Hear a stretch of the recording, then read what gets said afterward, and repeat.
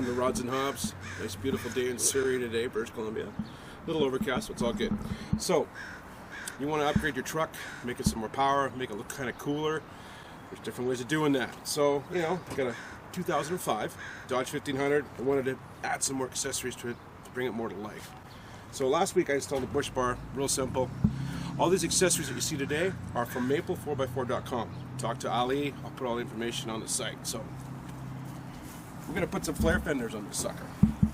Real simple to install, got to have some patience. It'll probably take you a couple hours. Some bolts and some screws to undo. Real simple. So let's show you what the kit includes. So with your flare fender kit from maple4x4.com, you are going to get 2 rears and 2 fronts on your flare kits. Everything you got to install. It comes with your flare fenders, of course. You'll have to find an Allen key to find these bolts, because all these little suckers you got to install as you go, kind of thing. So that's your first step, getting that. You got a seal kit. Watch the instructions. Make sure you read carefully what you got to put on there. Basically, it's real simple.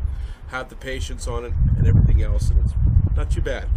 Have a couple screws. It comes with the entire kit. It comes with your flange pieces, some extra screws. Read the instructions. I can't say this enough. If you're not familiar, take your time. There's lots of cool other videos on YouTube, but this is the one you came for first, right? So we're going to do it real simple for you. When everything's said and done, we'll do a quick little demo how everything puts together, and then we'll show you what everything else looks like. All right? Okay, so this is your flange part. So this is your front passenger side. It's already been installed. Now, they come black as a standard color for these plastic pieces. Do a little bit of sanding if you want to match the color to your truck. Light sanding on it. Alcohol swab, get all the grease off it. It's a good grease degreaser is really good for it. And then primer and paint whatever color you want suited for your truck. The wife, she wanted it black to go with the tires, which are from National Tire in Tilbury in Delta, British Columbia. Great set of guys there. Go talk to them and they'll hook you up. So, bam, you got a couple screws, some flanges to put in there, some little clips, and you're golden, basically. So remember, instructions, take your time, no rush. Let's show you how the first piece actually gets put together. Okay, so when you get it out of your box, you're going to get a big-ass box. Basically, peel your plastic off. There is a coating on this thing for protective measures, so that way you don't scratch it while you're working on it. Don't forget to recycle, put all your garbage in the proper location. So, this stuff, remember, it peels off real simple. It's just a coating, remember. So, what you actually got to start for first is putting, and it's tedious. So take your time if you got some kids that are really good with their hands and their tools. And, yeah, real simple. Pop one through. You get your nylock, which the nylock is different from an ordinary nut. This has a bit of a plastic ring inside there, and that actually locks on to the bolt. Put it on so. Get your Allen key on the other side. And then today's size that we're using today is 1/2 inch, so you're going to vary, but generally that's it. Don't over tighten them, just snug it up. Once you can't move the Allen key, that's pretty much right there. You don't want to do anything more than that because you can't crack these things. So, once again, take your time. We'll set this one up and we'll show you how we go from there. All right. Okay, so now you get your seal. So, your red tape, or whatever color it is what you do when you get it, has to go on the inside. So, as so, takes a little bit of effort. It is quite detailed on the instructions. But basically, you're going to be squeezing all this on all along the way.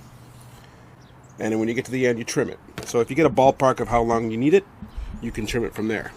Get a few millimeters on it, a couple inches. Start at the edge, and then after you get a little bit, you can peel some of the red. You can peel some of that red off. So it's good to have a buddy system. Get your buddy to come over, offer him a couple beers, bottle of wine, whatever you got. All right, we'll come back. Okay, so once you've got your seal on it, taking off all the red tape, you've got your nuts on it, everything else, you can start assembling it. So you've got a couple of bolts here. You got one here, you got another one up here, of course different model, different make, right, but this is for the Dodge. and you got one over here. So don't do these ones like I did. Not important. So you've got your Dodge emblem right there. That's got to come off. Relocate it anywhere else you can in the car. So, but when you are done and everything is pretty much as it goes, essentially your truck will look like that. So yeah, once again, take your time. You might have to put an extra screw in here and there to get the sucker down, but generally she fits pretty snug. Okay, cool. So now you've got all your Fender Flares installed on your kick-ass truck. Makes it look newer, makes it look better. But keep in mind, this is not a 1-hour job. It's probably going to take you half a Saturday or half a Sunday. Get a couple buddies of yours to come down, have some brew, and you'll have a good time putting this thing on. Be patient, read the instructions, and like every other video that might be out there on put these things in, it's not as easy as it looks. This might be a 5-minute video, but it'll take you a couple hours to get this thing all put together. But when it does, it looks good. So, taking the truck home to the wife, she'll be happy. I don't have to spend 60 grand for a new one. All right. Thanks for watching Rodz and Hobz.